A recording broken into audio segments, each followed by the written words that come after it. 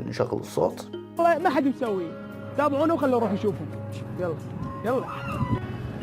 إذا الضحية رقم 1 أنا أسميه الممثل رقم 1. لاحظوا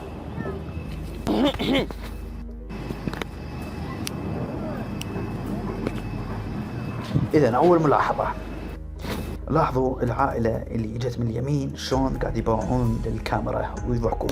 انظروا، شوف هذا الطفل شاف الكاميرا وتحمس، فركض لأبوه على ما يقول له شوف الكاميرا، وعلما انه ابوه درى اكو كاميرا. اذا السؤال الاول، شلون هذا الشخص وعائلته وكل اولاده لاحظوا الكاميرا من بعد وهذا الشخص اللي قدام الكاميرا ما لاحظ؟ هذا اول شبهة. فنكمل المقطع.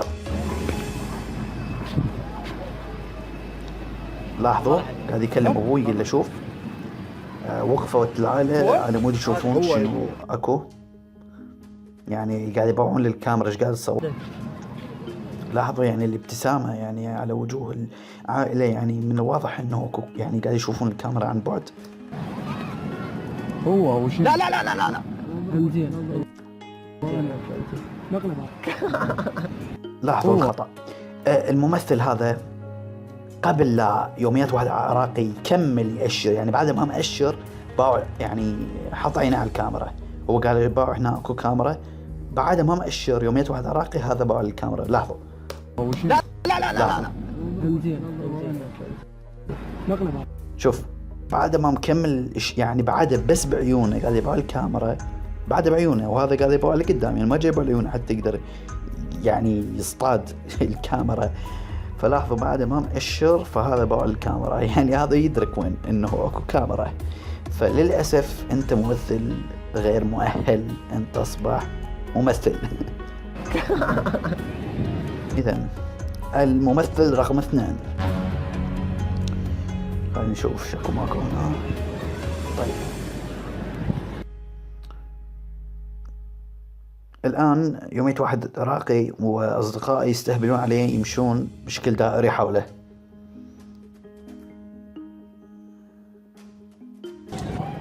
طبعا لاحظوا يعني كل ضحية حاطين الكاميرا قدامه، يعني أمامه مباشرة.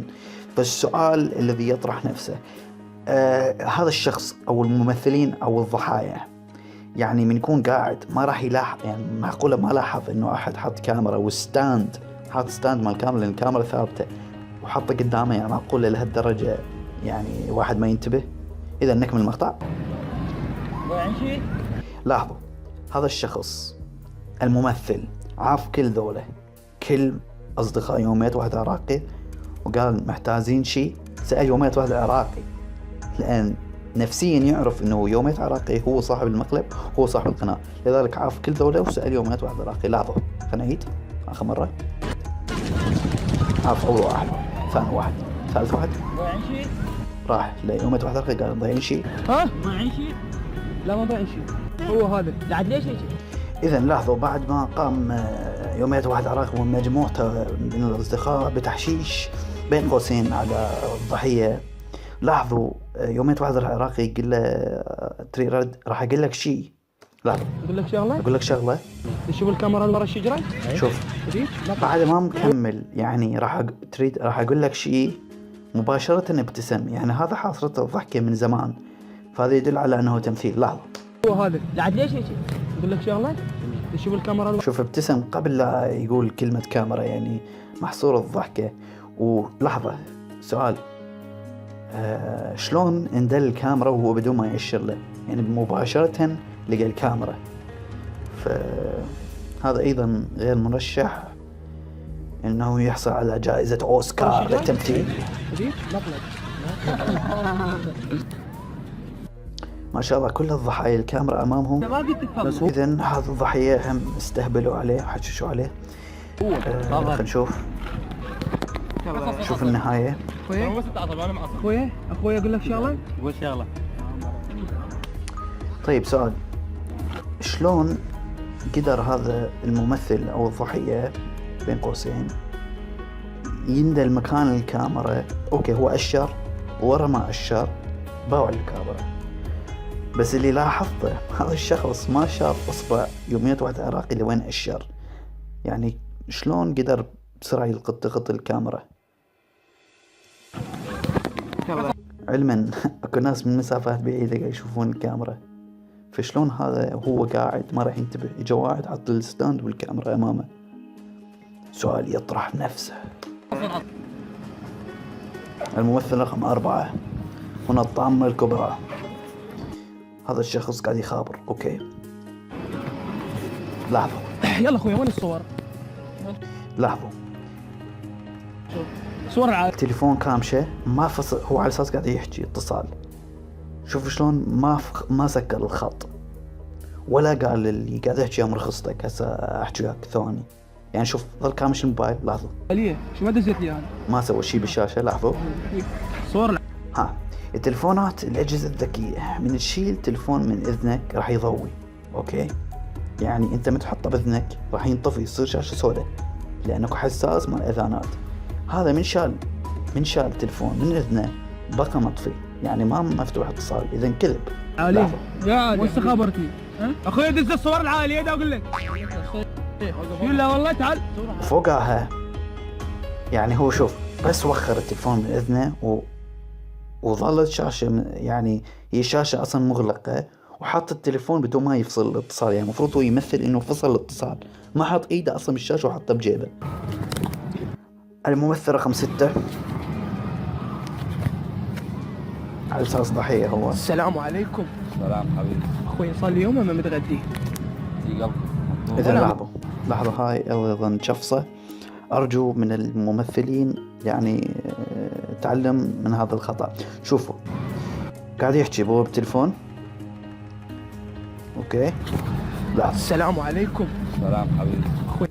لاحظوا يعني مباشرة جاوبه بدون ما يقول مرخصتك اللي قاعد يحكي وياه. المفروض يترخص من عنده أو يقول له بس لحظة، لا مباشرة وعليكم السلام وحاط تليفون بإذنه. لاحظوا صار لي يوم ما لاحظوا هذا الجهاز ما أعرف جالكسي أو غير جالكسي مثل إنه طفى، يعني أذكى من اللي قبله، بس طفى الاتصال من الدقمة، يعني مو من الشاشة. من معروف الدقمة اللي جوا الزر اللي تحت بالتليفون هذا بس مجرد يرجع خطوة لورا ما يفصل الاتصال. فهذا أيضا ما أعرف يمثل. ضغطتين وتقدرون تسمعون بالتسجيل بالصوت إنه ضغط. لاحظوا السلام عليكم. ضغط الزر. اخوي صار لي يوم ما متغدي. ضغطتين قويات ولا متعشى. يعني ضغطتين. هذا ما أعرف. أوكي أنا أخاف قد يكون هذا جهاز إنه تفصل مرتين، بس يعني المقطع كله من البداية للنهاية يعني يدل على أنه زائف، فما أستبعد هذا يكون أيضا زائف. الممثل رقم 7. لاحظوا هذا الشاب واقف يعني صافن على، يعني شوف هو يريد يبين وجه الكاميرا فمنطي زاوية على أساس إنه قاعد يبقى على اليمين. أوكي بس سؤال، يعني معقولة هذا صار له واقف يعني دقيقة أو دقيقتين أو 10 دقائق، يعني معقولة واقف هيجي وما شاف الكاميرا؟ يعني معقولة هو صافن هيجي وجت الكاميرا وحطوا الستاند وبلشوا تصوير وما لاحظ؟ يعني معقولة؟ وشوف هو طبعا على فكرة حاصرته الضحكة، يعني حاصرته الضحكة. لاحظوا عفوا رجعنا شوية هواية. شوف حاصرته الضحكة. لاحظوا انا ابو على بالك ايه انت ناس ابو على ابو على بالك تروح شنو انت جايين علي عيب عليك. طبعا دخل وهو مبتسم، يعني واحد بالعركة يخاف، يعني من يريد يقطع عركة واحد يكون شات مو شكله يضحك. أول شيء. ثاني شيء يعني واحد نفسيا يخاف إنه تجي مثلا ضاربة بوجهه يعني بالخطأ، فهو ليش كل هالابتسامة؟ لحظة سوي الحركات والله بس اخوي مرة خصك شلونك اخوي؟ لحظة الابتسامة. والله ما ادري شو السالفة.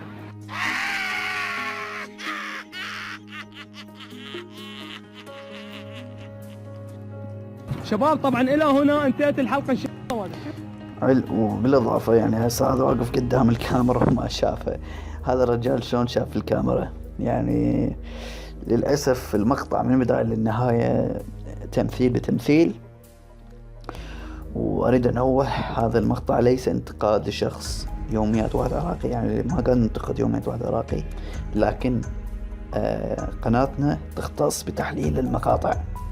يعني الناس من ترفع تجارب أو مقاطع يعني وتكذب على الناس تتحمل مسؤولية الكذب.